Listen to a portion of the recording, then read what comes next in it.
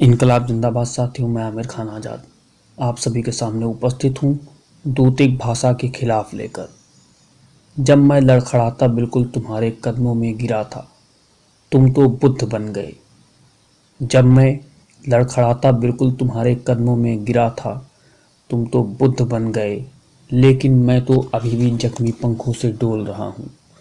मैं मानसरोवर से बहुत दूर किसी सूखे हुए बाग से बोल रहा हूँ कि अब तुम्हें नहीं, कलिंग के मैदान में आखिरी सांस ले रहे सैनिकों से कहता हूँ, इस तरह क्यों कि ज्ञान हमारी गर्दनों में पड़ी रस्सी की मरोड़ रही है।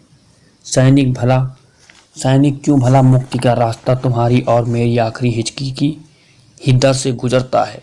गया के वटकृच को चले गए पच्चिन्नों को क्या पता नहीं कि वक्त मेरी आंखों में बूढ़ा हो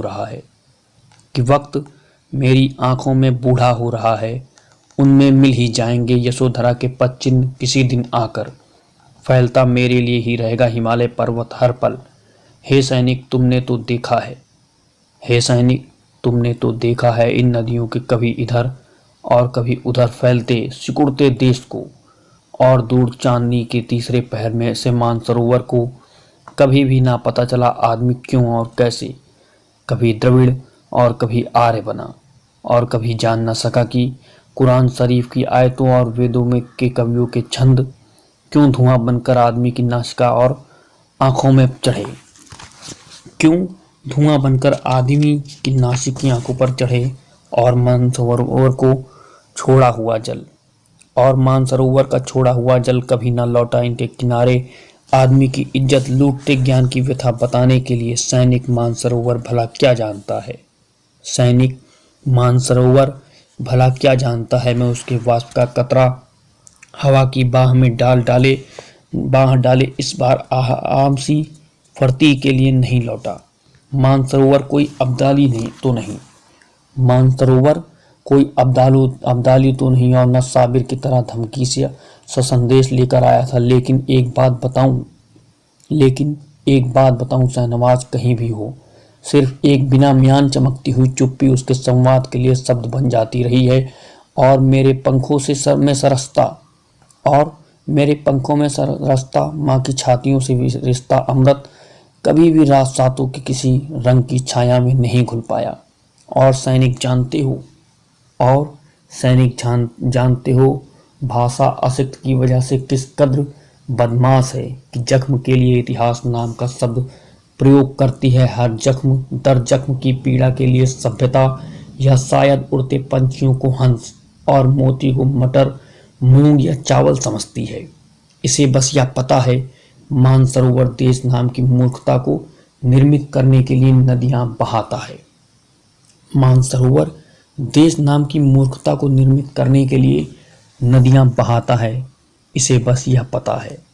वेदों और आयतों की कविता धुआं होती है, इसके लिए तो मानसरोवर केवल झील है, सन्नाटा है। इसके लिए तो हरिवल्लभ और तानसेन या गुलाम अली द्वारा शब्दों को अमूर्त बना ध्वनियों में बदल देना संगीत है। इसके लिए आ रही मौत की आहट में हंस लाने लगते हैं। सैनिक वैसे तो अजीब सा लगता है सहक रहे आदमी को हंस का कहना, लेकिन यह बदमाशी बस भाषा की है केवल कि कविता धुआं बन जाती है।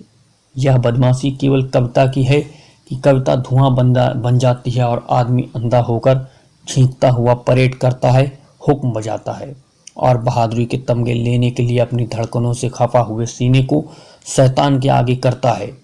और शैतान उसमें सीने की कील गाड़ कर सोने को अनाज, अन्न को वोदका और बदलने का ढंग बताता है। और फिर वोदका इंसान को गीदड़ और फिर लोमड़ी को और फिर बाघ को और बाघों को समाज कर देती है। सैनिक बताओ भला, एक हंस कैसे कहे कि टालस्टॉय बहुत देर से आया और असल कहानी हम चलाते किसान की रोटी उठाने से बहुत पहले शुरू की थी। हे सैनिक गर जरा उठो तो इस बदमाश भाषा को कलिंग की रणभूमि में ही मरती छोड़ कपिल वस्तु के सिद्धार्थ तक चलें और शंकराचार्य से मिलते हुए उस ईस्ट इंडिया कंपनी को पूरा ही ध्यान लौटा दें। तुम बाद में धरती के किसी भी नंगे टुकड़े पर अपना बसना सागर से कह गए कहे बगैर उसके वास्तविक इतिहास को वही है, और मैं मानसरोवर से तुम्हारे नदियों के साथ संदेश भेजा करूंगा। जिप्सियों के गीतों जैसे रजमदार आंखों से गिर रहे डब डब रब के नूर जैसे, झरने की रजम जैसे संदेश। सैनिक गरजरा उठो, सैनिक गरजरा उठो। ये कविता है पास द्वारा रचित लहू है कि तब भी गाता। बहुत ही प्रासंगिक। ऐसी ही कविताएं सुनने के लिए हमारे साथ बने रहें। मैं आमिर खान आजाद।